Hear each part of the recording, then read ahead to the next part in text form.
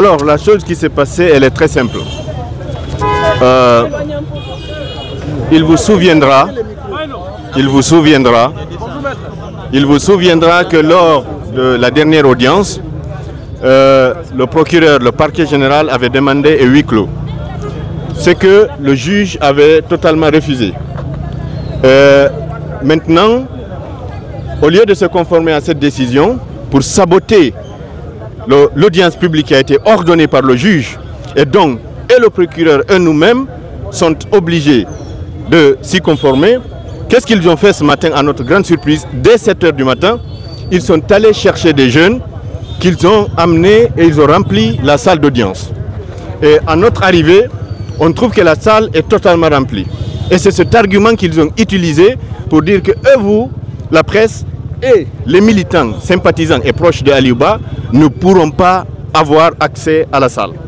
Et donc, qu'est-ce que tout cela signifie? Cela signifie deux choses. Premièrement, c'est que nous, avocats, nous n'étions pas en sécurité dans cette salle d'audience. Moi, personnellement, j'ai posé la question à l'un d'entre eux. Que faites-vous ici? Est-ce que vous êtes d'un cabinet d'avocats? La personne qui m'a répondu dans la salle, il me répond, qu'est-ce qu'un cabinet d'avocats? Rendez-vous compte, c'est des personnes qui n'ont aucun intérêt à participer à ce procès. Ça, c'est un. La deuxième chose, c'est que M. Ba en personne n'est pas en sécurité dans ces conditions-là.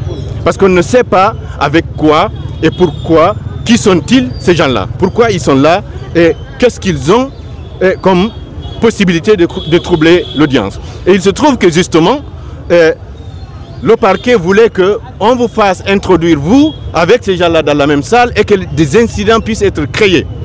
Et à partir de là, ils vont dire, vous avez vu, on avait demandé le huis clos, vous n'avez pas accepté. Donc vous avez vu les conséquences. Mais pire que ça, ils ont même voulu à ce qu'on négocie pour changer de salle et que même nous, avocats, nous laissions nos téléphones avec lesquels on travaille dehors. Mais depuis quand on va fouiller des avocats pour accéder à une salle? Et vous, la presse, partout dans le monde, il y a des comptes rendus d'audience. Ça se fait partout dans le monde. Ils ont dit que non, vous ne rentrerez pas avec vos téléphones. Vous ne rentrerez qu'avec des blocs-notes. Dans ce cas-là, vous faites comme vos comptes rendus. Et donc, devant cette mascarade, nous, on a décidé, on leur a dit qu'on ne s'associait à ce scandale-là. Donc, s'ils veulent le huis clos à tout prix, ils n'ont qu'à aller faire le huis clos. Parce que figurez-vous, tout porte à croire que le parquet est devenu un avocat de quelque chose dont on ne sait pas d'où ça vient. Mais, en tous les cas, que tout le monde, chacun ici, vous, les médias, nous, les avocats, le public, note ce qui est en train de se passer. D'incident en incident, le refus du fond. Que chacun porte ce message. Il n'y aura pas d'audience. Il se peut que M. Ba soit entendu par la juge.